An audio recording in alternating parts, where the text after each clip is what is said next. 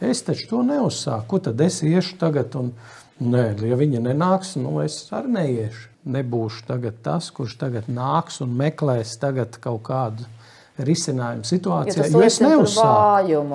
Jā, tieši tā.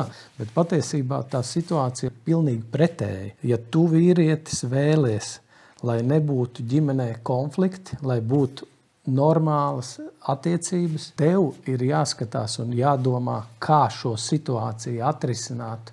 Un arī tad, kad tu saproti, ka tu neesi galīgi pie tā visa vainīgs, bet tu saproti to, ka tu vēlies, lai ģimenē būtu saticība. Un tu spēr šo soli un vienkārši pats ej un saki, klausies, piedodam viens otram tas, kas ir bijis, un ejam tālāk. Piedošana attiecībās ir viens no svarīgākajiem punktiem.